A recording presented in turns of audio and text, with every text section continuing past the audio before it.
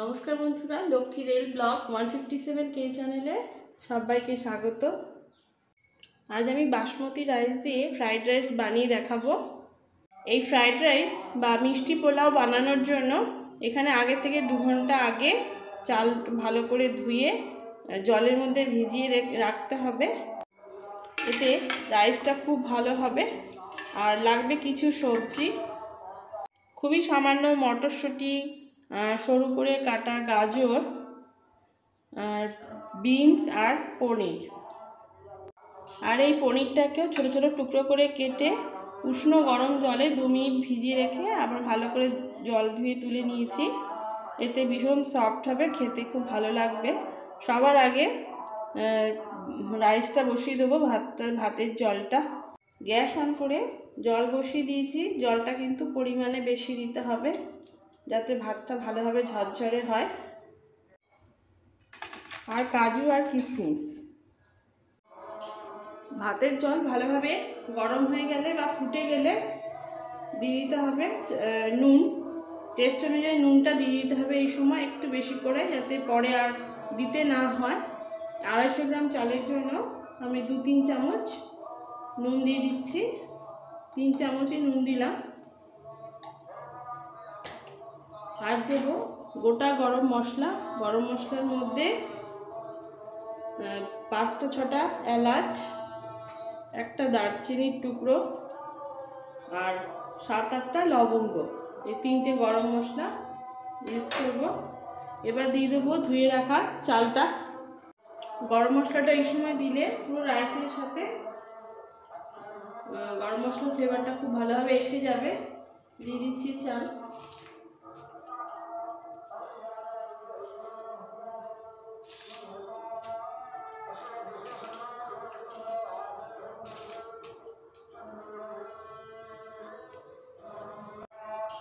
Rice দেওয়ার পরে একবারে একটু নেড়ে দেবো। আর গ্যাসের ফ্লেমটা এই সময় বাড়িয়ে দিতে হবে, তাহলে ওপর নিচ পুরোপুরি বড় করে ফুটবে। একটু রাইসটা কিন্তু একটু শক্ত অবস্থায় নামাতে হবে। যখন মনে হবে ভাতটা আরও একটু হবে, ঠিক তখনই নামিয়ে দিতে হবে। মোটামুটি 90% মতো কুক করলেই হবে। রাইসটা হয়ে গেছে, এরকম শক্ত অবস্থায় নামাতে হবে, যাতে ওভারকুক না হয় সেদিকে দেখতে হবে। আমি গ্যাস অফ করে দিচ্ছি। আর সাথে সাথে দিয়ে দেবো 1 চামচ ভিনিগার, হোয়াইট ভিনিগার। ভিনিগারের জায়গায় পাতিলেবুর রস দিলেও হবে, এতে ঝরঝরে হবে আর রাইসটা একটু বেশ সাদা সাদা দেখতে লাগবে। এবার মাঠটা ঝরিয়ে ফেলবো। মাঠটা ঝরিয়ে নেওয়ার পর রাইসটাকে ঠান্ডা করে নিতে হবে। ঠান্ডা করার জন্য একটা বড় গামলায় কিছুটা রাইসের মধ্যে তুলে দিয়েছি। আর এর মধ্যে দিয়ে দেবো 2 চামচ ঘি।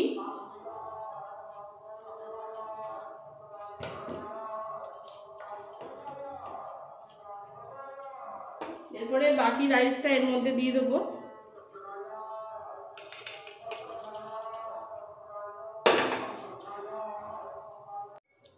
ঘি দেওয়ার পর আর নাড়াচাড়া করবো না। এবার ঠান্ডা হওয়া পর্যন্ত ওয়েট করবো। এর উপর একটা ঝুড়ি চাপা দিয়ে দিচ্ছি। ঠান্ডা হয়ে গেলে আমি আসছি। রাইসটা ঠান্ডা হতে হতে মটরশুঁটিগুলো গ্যাস অন করে আমি একটুখানি সেদ্ধ করে নিচ্ছি। ডাইরেক্ট তেলে বা ঘিয়ের মধ্যে দেবো না, শক্ত হয়ে যায়। একটু সেদ্ধ হয়ে গেলে নরম হয়ে যাবে, খেতে খুব ভালো লাগবে। মটরশুঁটি সেদ্ধ হয়ে গেছে, এবার তুলে নেব। আবার কড়াইটা ধুয়ে বসিয়ে দিয়েছি। এবার পনির, কাজু, কিশমিশ সব ভেজে নেব।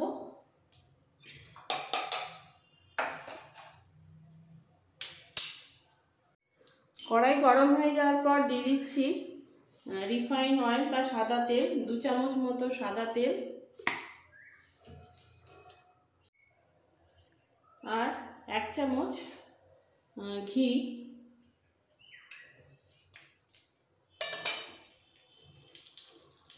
ঘিটা মেল্ট হয়ে গেলে এবার দিয়ে দেবো পনিরগুলো, ধুয়ে রাখা জল ঝরানো পনির।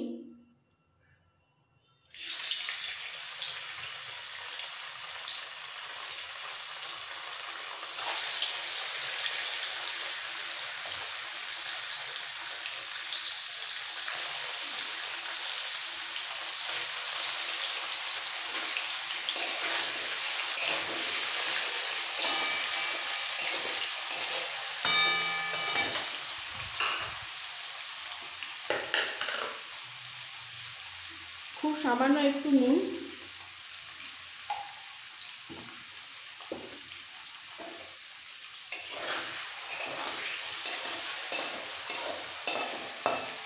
একটু এপিট ওপিট করে ভেজে নেবো, খুব কড়া ভাজবো না। হালকা ভাজা হয়ে গেছে, তুলে নিচ্ছি। এরপর দেবো কাজু আর কিশমিশটা।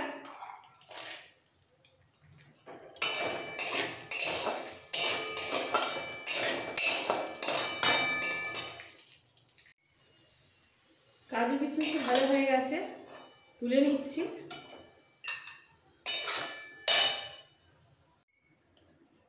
এরপর নেক্সট দিয়ে দিচ্ছি গাজর আর বিনস, একসাথেই দিয়ে দিচ্ছি।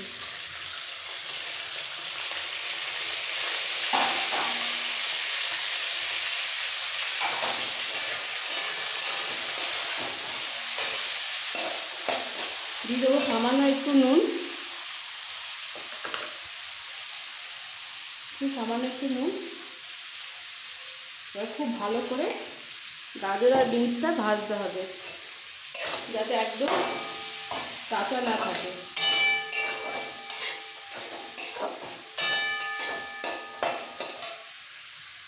গাজর আর বিনসও খুব ভালোভাবে ভাজা হয়ে গেছে, এবার এটাকেও তুলে নিচ্ছি।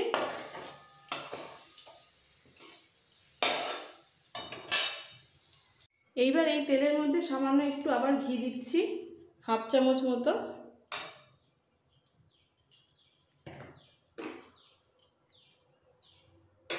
আর সাথে সাথে দিয়ে দেবো গোটা গরম মশলা, তেজপাতা, লবঙ্গ, এলাচ। এলাচটাকে কিন্তু একটু ফাটিয়ে নিয়েছি।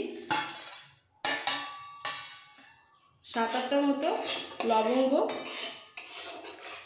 আর এলাচ, 1 টুকরো দারচিনি। ফোড়নটা ভেজে নিচ্ছি।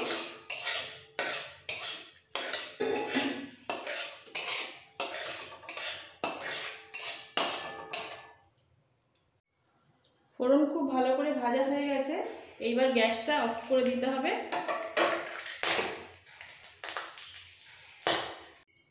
দিয়ে দেবো এরপর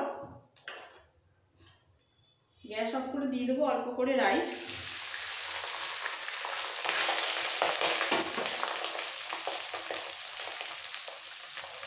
এই কাজটা গ্যাসটা অফ করেই করতে হবে। আর ঘি রাইস দেওয়া হয়ে গেলে এবার দিয়ে দেবো চিনি।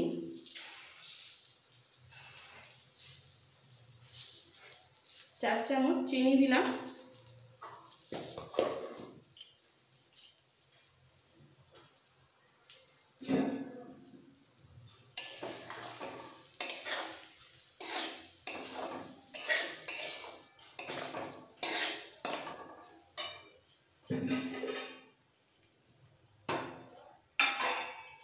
এরপর বাকি আরও কিছুটা ঘি রাইস দিয়ে দিচ্ছি, যাতে মিষ্টির টেস্টটা এসে যায়।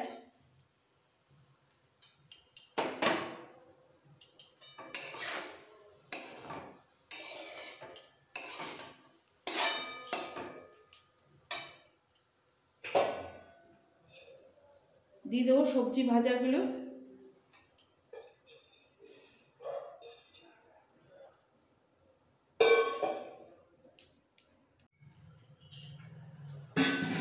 সেদ্ধ করে রাখা মটরশুঁটি,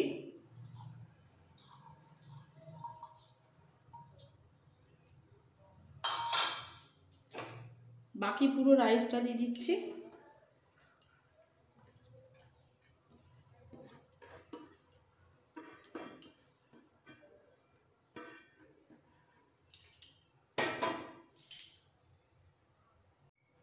পনির,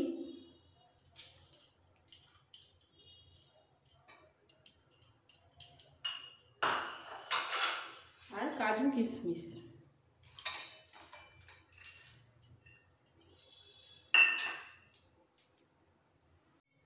এইবার হালকা হাতে রাইসগুলোকে একটু এপিট ওপিট করে দিতে হবে, যাতে সব মিক্সড হয়ে যায়। চিনিটাও নরম হয়ে যাবে, কড়াইটা যেহেতু গরম।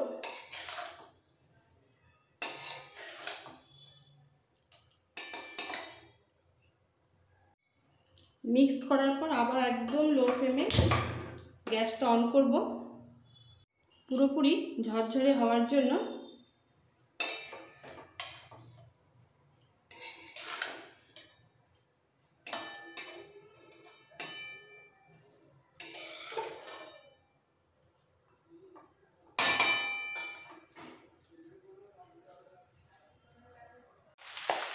মিষ্টি পোলাও বা বিরিয়ানি একদম রেডি। এবার আমি গ্যাসটা অফ করে দিয়ে সার্ভ করে ফেলবো। ভীষণ টেস্ট হয়েছে। এইভাবে অবশ্যই একবার বানাবেন। একবার বানালে বারবার বানিয়ে খেতে ইচ্ছা করবে। নিজেদের যে কোনো অনুষ্ঠানে এইভাবে ঝরঝরে মিষ্টি পোলাও বা ফ্রাইড রাইস বানিয়ে আপনারাও সার্ভ করুন। একদম লোভনীয় লাগবে, বাড়ির সকলে ভালো খাবে। এইভাবে বানিয়ে খাওয়ার পর অবশ্যই আমাকে জানাবেন। আর ভালো লাগলে সব বন্ধুদের কাছে রিকোয়েস্ট রইল লাইক করার, নতুন বন্ধুদের কাছে রিকোয়েস্ট রইল সাবস্ক্রাইব করার জন্য। Thank you.